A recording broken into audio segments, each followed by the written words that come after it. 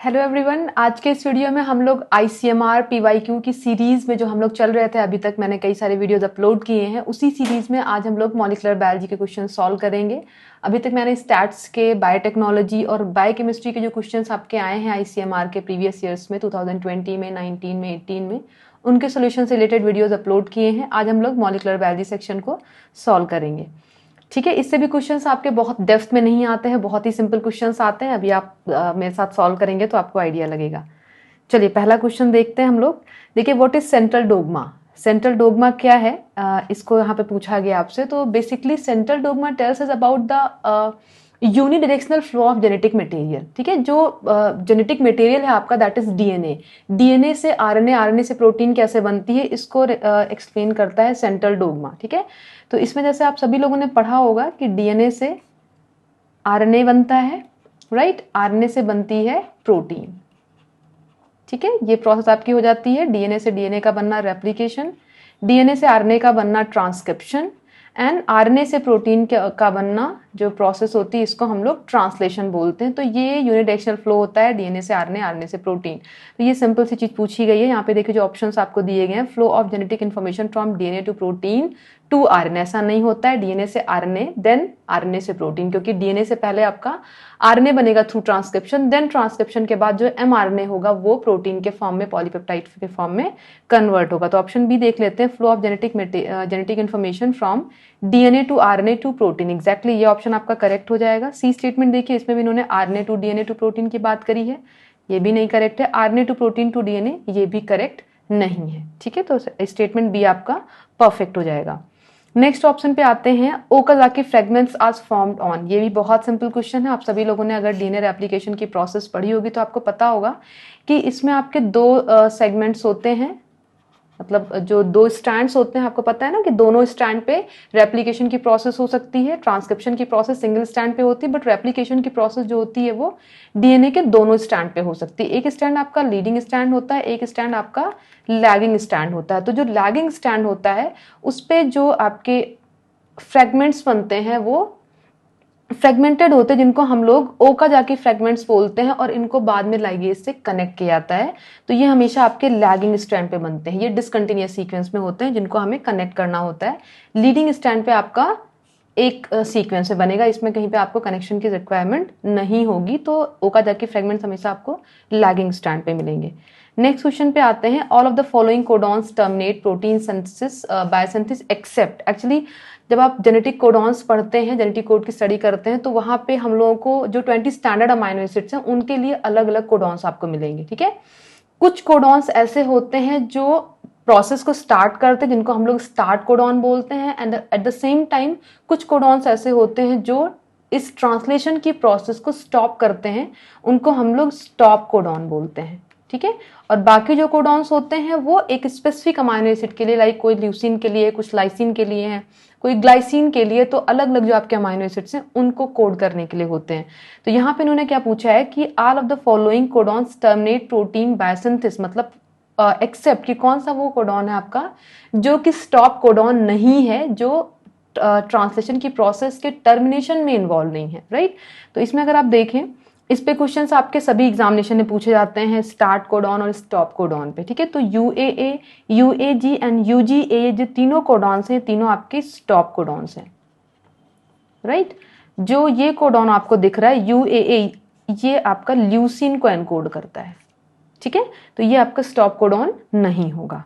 Next question पे आते हैं, in normal form DNA helix is simply, हमको पता है डबल स्टैंडर्ड डीएनए होता है इस फॉर्म में। ठीक है, और राइट हैंडेड जो कॉइलिंग होती है वो राइट हैंडेड होती है, राइट।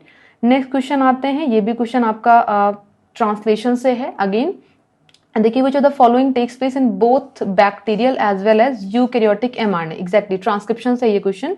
इसमें इन्होंने पूछा है कि जो देखिए ट्रांसक्रिप्शन की जो प्रोसेस होती है, इसमें थोड़ा सा आपको डिफरेंस मिलता है जब हम लोग प्रोकैरियोटिक ट्रांसक्रिप्शन की बात करते हैं और यूकैरियोटिक ट्रांसक्रिप्शन की बात करते हैं। क्योंकि प्रोकैरियोटिक सेल में अगर आप देखें तो कोई कंपार्टमेंटलाइजेशन नहीं होता है, लेकिन अगर आप यूकैरियोटिक सिस्टम की बात करें तो यहाँ पे कुछ प्रोसेस न्यूक्लियस में, कुछ प्रोसेस आपकी साइटोसॉल में हो रही है, क्योंकि एक अलग अलग कंपार्टमेंट होते हैं यूकैरियोटिक सेल सेल में। तो इसी वजह से जो ट्रांसक्रिप्शन की प्रोसेस होती है उसमें कुछ स्टेप्स आपको ज्यादा मिलते हैं जब आप यूकैरियोटिक ट्रांसक्रिप्शन की बात करते हैं। तो वहीं आपसे आपको पूछा गया है कि कौन सी ऐसी प्रोसेस है जो बैक्टीरियल प्रोकैरियोटिक सिस्टम में भी हो रही है as well as eukaryotic mRNA synthesis मतलब यूकैरियोटिक ट्रांसक्रिप्शन में भी हो रही है, राइट। तो एक्चुअल में जो ऊपर 3 स्टेप्स आपको दिए गए हैं, poly A tailing, 5 prime capping and splicing, all these process takes place only in eukaryotic transcription. ये आपको प्रोकैरियोटिक सिस्टम में नहीं मिलेगा, क्योंकि पॉली ए टेल का ऐड होना या 5 प्राइम कैपिंग, ये सारी चीजें जब एमआरएनए आपका मेच्योर एमआरएनए में कन्वर्ट होता है तो ये सारे चेंजेस उसमें होते हैं उसको स्टेबल करने के लिए, ठीक है।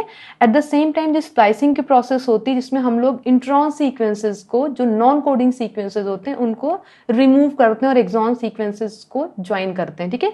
तो ये प्रोसेस भी आपकी यूकैरियोटिक सिस्टम में होती है लेकिन प्रोकैरियोटिक सिस्टम में नहीं होती है। जो ऑप्शन डी आपको दिया गया है, DNA dependent RNA synthesis, exactly ये दोनों में होता है। जो आरएनए की सिंथेसिस होती है वो डीएनए स्टैंड पे ही होती है, आपका DNA dependent RNA polymerase work करता है, और आपकी एमआरएनए की सिंथेसिस होती है। तो केवल ये एक स्टेप है जो आपका prokaryotic as well as eukaryotic दोनों में होगा। पे आते हैं, अगेन सिंपलेस्ट क्वेश्चन है एटी और जीसी के रेशियो पे। इस पे भी क्वेश्चंस आपके सीएसआईआर में भी आते हैं, ठीक है। देखिए, if the amount of G in a DNA sample is 20%, ठीक है। आप सभी लोगों ने चारगाफ का रूल पढ़ा होगा, सभी लोगों को पता है कि ए किसके साथ पेयरिंग करने वाला है, एडेनिन, और जी किसके साथ पेयरिंग करने वाला है। ये आप लोगों को आई थिंक पता होगा कि G pairs with cytosine and A pairs with thymine, ठीक है। ये डबल बॉन्ड से और ये ट्रिपल बॉन्ड से। अब इन्होंने क्या बोला कि अगर जी जो है, ग्वानिन अगर 20% है तो इट्स वेरी ऑब्वियस जो सी होगा ये भी आपका 20% होगा, तो ये दोनों मिला के कितने हो गए, 40% हो गए। तो रेस्ट सीक्वेंस आपका कितना बचा, 60% बचा। अब 60% में क्या हो जाएगा, 30% आपका हो जाएगा एडेनिन और 30% आपका हो जाएगा थाइमिन, क्योंकि एडेनिन और थाइमिन की पेयरिंग आपस में होगी। उन्होंने आपसे क्या पूछा है कि what will be the amount of thymine, T पूछा गया तो obviously it should be 30%। Okay, next question पे आते हैं। अगेन जेनेटिक कोड से रिलेटेड सिंपल क्वेश्चन पूछा गया है। जेनेटिक कोड से जो मतलब कई सारी जेनेटिक कोडॉन से रिलेटेड इन्फॉर्मेशन है कि कोडॉन बायस क्या है या किस अमाइनो एसिड के लिए कौन सा कोडॉन होता है ना, इन सब पे क्वेश्चंस आपके बाकी एग्जाम में भी पूछे जाते हैं, तो इसको भी आपको अच्छे से करना चाहिए आई थिंक।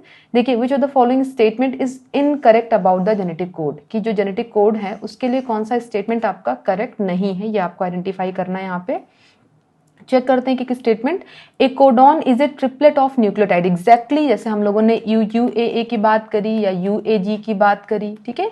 जितने भी कोडॉन्स होते हैं हम उनको ट्रिपलेट सीक्वेंस में रीड करते हैं, ठीक है। For a specific amino acid, exactly a specific first codon in the sequence establishes the reading frame, जो फर्स्ट कोडॉन होता है वो रीडिंग फ्रेम को एक्सप्लेन करता है। थर्ड स्टेटमेंट देखते हैं, A codon specifies more than one amino acid, actual में ऐसा नहीं होता है। होता है क्या है कि आपका जो एक अमाइनो एसिड है, ठीक है, ये आप कह सकते हैं कि एक सिंगल अमाइनो एसिड है, उसके लिए मोर देन वन कोडॉन हो सकते हैं, ठीक है। More than one, more than two, कभी कभी 4, कभी 6 कोडॉन्स भी आपको मिलेंगे, बट एक कोडॉन हमेशा एक ही अमाइनो एसिड को स्पेसिफाई करेगा, एक कोडॉन मल्टीपल अमाइनो एसिड को स्पेसिफाई नहीं करेगा, ठीक है। एक अमाइनो एसिड के लिए मल्टीपल कोडॉन हो सकते हैं, बट एक कोडॉन एक अमाइनो एसिड को स्पेसिफाई करेगा, इसलिए ऑप्शन जो सी है वो करेक्ट नहीं होगा। नेक्स्ट देख लेते हैं, nucleotide triplets are read in successive non overlapping fashion, exactly जैसे हम लोग रीड करते हैं यूएए, ठीक है, या यूजीए या यूसीसी, तो कहीं कॉमा कहीं पंक्चुएशन नहीं होता है, इसको हम डायरेक्ट रीड करते हैं, ठीक है। नेक्स्ट क्वेश्चन पे आते हैं, ठीक है। ये क्वेश्चन आपका लैकोपेरॉन से कनेक्टेड है, सिंपल क्वेश्चन है ये भी आपका। देखिए, which of the following growth media would you expect to result in the synthesis of high level of mRNA, transcription की जो प्रोसेस जो एमआरएनए की सिंथेसिस है वो किस कंडीशन में हायर लेवल पे होगी for the enzyme of E coli lac operon. ये सिंपलेस्ट क्वेश्चन है, इससे बहुत कॉम्प्लिकेटेड क्वेश्चंस आपके अच्छे क्वालिटी क्वेश्चंस आते हैं सीएसआईआर में। इसको भी अगर आपको डेप्थ में पढ़ना है कि इसके पीछे क्या स्टोरी है, क्या थ्योरी पार्ट है, कैसे लैक्टोज इंड्यूस करता है, किस किस तरीके से म्यूटेशन होते हैं, तो हमारी जो fundamental of life sciences volume 1 है कैटलिस्ट पब्लिकेशन की, उसको आप बाय कर सकते हो, उसमें आपको ये डिटेल में चीजें मिल जाएंगी, ठीक है। तो यहाँ पे देखिए आपको क्या बताया गया कि high level of mRNA, actual में जो लैक्टोज होता है आप सभी को पता है it act as an inducer. अगर लैक्टोज है तो लैकोपेरॉन आपका वर्क करेगा और ट्रांसक्रिप्शन की प्रोसेस सिंपली होगी। जो ग्लूकोज है आपका ये जस्ट रिवर्स बिहेव करता है यहाँ पे, ठीक है। ऑप्शंस देख लेते हैं कॉम्बिनेशन। फर्स्ट देखिए, हाई ग्लूकोज हाई लैक्टोज नहीं होगा, लो ग्लूकोज लो गैलेक्टोज ये भी नहीं होगा क्योंकि हमें हाई लैक्टोज की कंडीशन चाहिए होगी। यहाँ पे अगेन हाई ग्लूकोज लो लैक्टोज ये भी नहीं होगा। जो फोर्थ स्टेटमेंट है आपका ये परफेक्ट होगा, हाई लेवल ऑफ mRNA या ट्रांसक्रिप्शन की जो हायर लेवल होगा वो इस कंडीशन में ही होगा। ठीक है, नेक्स्ट आते हैं, the specific DNA sequences to which the transcription factor binds are referred to as. किस पर्टिकुलर सीक्वेंस पे आपके जो ट्रांसक्रिप्शन फैक्टर्स होते हैं वो जाके बाइंड करते हैं, तो actually these sequences are regulatory sequences. यहाँ पे देखिए आपको जो सीक्वेंसेस दिए गए हैं, रेप्लिकेशन एलिमेंट्स ऐसा कुछ नहीं होता है, ब्लॉकिंग फैक्टर जैसी चीज भी कोई नहीं होती यहाँ पे। ट्रांसक्रिप्शन फैक्टर्स ये खुद होते हैं, प्रोटीन्स होते हैं, TF2D, TF2A, TF2A जितने भी सारे होते हैं, ये स्पेसिफिक पोजीशन पे जो रेगुलेटरी सीक्वेंसेस होते हैं वहां पे जाके ये बाइंड करते हैं या मतलब एक्टिवेटर के तरीके से या फिर इनिबिटर के तरीके से ये बिहेव करते हैं। ठीक है, तो इसका जो ऑप्शन आपका 4 हो जाएगा वो करेक्ट हो जाएगा। नेक्स्ट पे आते हैं, विच of the following is not an example of post translational modification. फिर इसमें भी जो क्वेश्चन आपको पूछा गया ये भी अगेन ट्रांसलेशन से कनेक्टेड है। एक्चुअल में होता क्या है कि प्रोटीन आपकी बनती है, ठीक है, ER या ER के राइबोसोम में या फ्री राइबोसोम में, आपको पता है। उसके बाद क्या होता है, प्रोटीन में कई तरीके के मॉडिफिकेशंस होते हैं जिसके बाद प्रोटीन रेडी होती है अपनी कंप्लीट फंक्शनैलिटी के लिए, राइट। जैसे प्रोटीलिटिक क्लीवेज की प्रोसेस होती है, कुछ सीक्वेंसेस होते हैं जिसके थ्रू उनको टारगेट किया जाता है उनके स्पेसिफिक पोजीशन पे, ठीक है। कुछ ग्रुप्स का एडिशन होता है या कुछ ग्रुप्स का रिमूवल होता है, तो कुछ अलग अलग तरीके की प्रोसेस होती हैं जिसको हम लोग बोलते हैं पोस्ट ट्रांसलेशनल मॉडिफिकेशन। जो ट्रांसलेशन कंप्लीट होने के बाद, मतलब पॉलीपेप्टाइड प्रोटीन बन जाने के बाद ये सारी प्रोसेस होती हैं। तो इसमें इन्होंने आपसे पूछा है कि कौन सी वो प्रोसेस है जो पोस्ट ट्रांसलेशनल मॉडिफिकेशन में नहीं आती है, ठीक है। यहाँ पे देखिए, एडिशन ऑफ प्रोस्थेटिक ग्रुप, ये भी आपकी पोस्ट ट्रांसलेशनल मॉडिफिकेशन का स्टेप है। प्रोटियोलिटिक प्रोसेसिंग, ये भी आपका इंपॉर्टेंट स्टेप है। लॉस ऑफ सिग्नल सीक्वेंसेस, ये भी आपका पोस्ट ट्रांसलेशनल मॉडिफिकेशन। ये mRNA स्प्लाइसिंग जो आपका दिया गया है, ये एक्चुअल में जो आपकी पॉली ए टेल का एडिशन होता है, 5 प्राइम कैपिंग होती है, उसी के बाद आपकी स्प्लाइसिंग की प्रोसेस भी होती है, जिसमें जैसे मैंने पहले भी आपको बताया कि इंट्रॉन सीक्वेंसेस को रिमूव किया जाता है और एक्सॉन सीक्वेंसेस को कनेक्ट किया जाता है। तो ये ट्रांसलेशन कंप्लीट होने की पहले की प्रोसेस आप कह सकते हैं, ये आफ्टर ट्रांसलेशन नहीं होती है। तो this is the only process which is not involve in post translational modification, ठीक है। तो स्टेटमेंट थर्ड जो है आपका वो करेक्ट हो जाएगा। नेक्स्ट आते हैं, अगेन सिंपलेस्ट क्वेश्चन है जो कि deoxyribonucleic acid and ribonucleic acid मतलब डीएनए और आरएनए के स्ट्रक्चर से रिलेटेड है कि दोनों स्ट्रक्चर, जो दोनों जेनेटिक मटेरियल हैं, इनके स्ट्रक्चर में किस स्टेप पे डिफरेंस आपको मिलता है, ठीक है। तो सभी लोगों को पता है, अगर हम लोग इनके स्ट्रक्चर की बात करें तो शुगर, फॉस्फेट, है ना, बेसिस इन्वॉल्व होते हैं, तो शुगर भी होगा दोनों में, ठीक है, बेसिस भी होंगे दोनों में और फॉस्फेट ग्रुप भी होगा। लेकिन शुगर और जो फॉस्फेट ग्रुप है वो सेम होगा, लेकिन जो बेसिस होते हैं, सभी लोगों ने पढ़ा होगा आई थिंक, 2 तरीके के होते हैं, प्यूरीन बेसिस होते हैं और पायरिमिडीन बेसिस होते हैं, डबल रिंग कंपाउंड और ये सिंगल रिंग कंपाउंड। तो प्यूरीन जो होती है, एडेनिन और ग्वानिन होते हैं, ये दोनों में आपके कॉमन होते हैं। लेकिन जो पायरिमिडीन का केस होता है, यहाँ पे थाइमीन साइटोसिन की हम लोग बात करते हैं डीएनए के केस में, और यहाँ पे आपका यूरेसिल आ जाता है जब हम लोग आरएनए की बात करते हैं। तो एक्चुअल में डिफरेंस जो होता है वो आपका पायरिमिडीन का होता है और शुगर का होता है, ठीक है। तो ये चीज आपको ध्यान रखनी है। स्ट्रक्चर का सिंपल क्वेश्चन है, आई थिंक इस पे भी क्वेश्चंस, अच्छे क्वालिटी क्वेश्चंस आपको CSIR वगैरह में मिल जाएंगे, बट ये बहुत ही सिंपल क्वेश्चन है। नेक्स्ट आते हैं, again transcription is the process of, transcription जैसे रेप्लिकेशन, डीएनए से डीएनए का बनना, ट्रांसक्रिप्शन की जो प्रोसेस होती है उसमें डीएनए से आरएनए मॉइटी बनती है, एक कोडिंग एक नॉन कोडिंग सीक्वेंस आपका होता है। तो ये जो प्रोसेस होती है इसमें सिंपली डीएनए मॉलिक्यूल जो होता है वो आरएनए, और एग्जैक्टली आरएनए आपके 3 टाइप के होते हैं, आपको पता होगा, mRNA, rRNA और tRNA। लेकिन ये जो कन्वर्जन होता है ये mRNA में होता है, आपका मैसेंजर आरएनए बनता है यहाँ पे। तो ये स्टेटमेंट में देख लेते हैं, by which the information is transfer from DNA to tRNA. TRNA actually amino acid को लाने का काम करता है, ठीक है, ट्रांसफर करने का काम करता है। By which information is transfer from RNA to DNA, ऐसा नहीं होता है। आरएनए टू डीएनए मतलब कि हम लोग रिवर्स ट्रांसक्रिप्शन की बात करते हैं, तो ये प्रोसेस नहीं होती है ट्रांसक्रिप्शन में। By which information is transfer from nuclear DNA to mitochondrial DNA, ऐसा भी नहीं होता है।